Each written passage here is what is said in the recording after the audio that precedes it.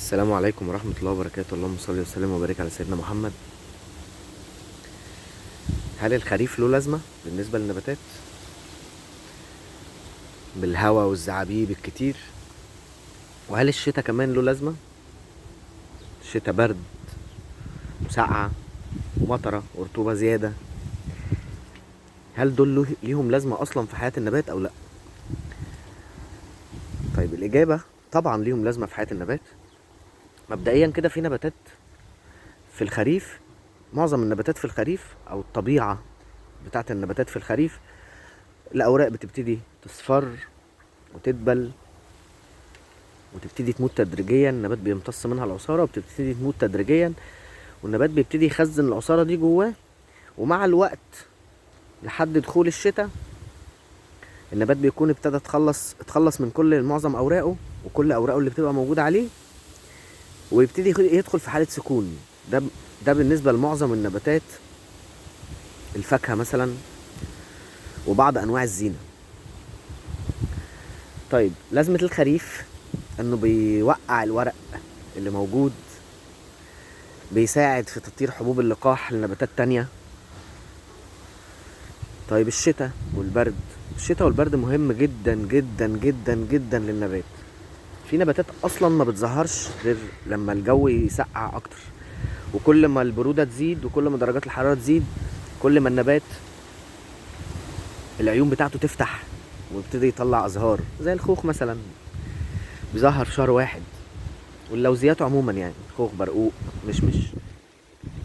طيب النباتات اللي بتوقع ورقها، انا دايما بقول يا جماعه في خدمه شتويه بتتعمل.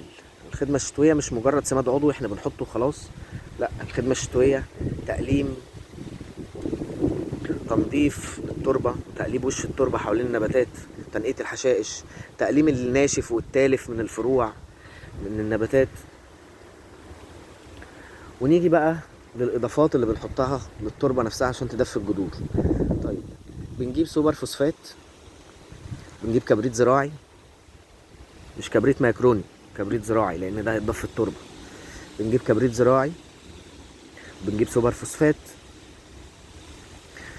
وبنجيب كومبوست او سماد بلدي قديم. طب حد هيقول انا عندي سبلة حمام وبحطها ومش عارف ايه وعندي سبلة فراخ. يا ريت ما نضيفش اي فضلات طيور تكون جديدة، لازم نضيف فضلات طيور متحللة، فضلات طيور تكون قديمة. لما بقول قديمة يعني بقالها سنة، وسنة تكون متحللة، مش سنة محطوطة في العشة بتاعت الفراخ تحت الطيور وبعد كده هاخدها واقول خلاص ده انا هحط منها. لا، ده الكلام ده ما ينفعش. يبقى انا هجيب يا اما كومبوست، سواء بقى كومبوست نباتي او كومبوست حيواني، بس الكومبوست الحيواني افضل. طيب واضيف الكبريت الزراعي وعليهم السوبر فوسفات وعليهم جبس زراعي. طيب السوبر عشان السوبر بيدفي، السوبر فوسفوره بيدفي. الكومبوست والمادة العضوية اللي هتنزل الدبال ده برضو بيدفي النبات وبيعوض شوية عناصر في التربة. الكبريت مبيد فطري وبيحافظ على التربة، والجبس الزراعي علشان يعادل قلوية التربة والأملاح ويقلل الملوحة. طيب أنا بعمل الخلطة بتاعتي الجميلة ديت، وباجي في القصيصات بضيف لكل قصيص كبشة بإيديا كده. القصات 38، القصات الصغيرة بقى بحط حاجة صغيرة كده يا دوبك أغطي جزء من وش التربة للنبات وأقلبه مع وش التربة للنبات، بحيث إن الطبقة اللي أنا هحطها ديت ما تعومش مع المية. لما أجي أضيف المية وأسقي ما تعومش وتقع، يبقى انا بضيفها وبقلبها مع وش التربه. ده بالنسبه للخدمه الشتويه للنبات. وطبعا بحافظ على الرش باستمرار، مره حشري ومره فطري، مره حشري ومره فطري، وده بيكون طول الشتاء.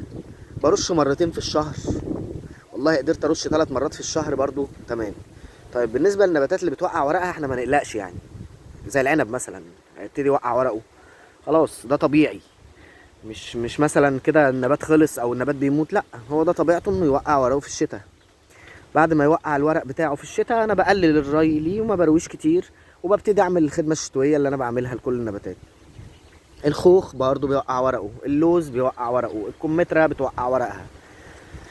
اللهم صل على سيدنا محمد.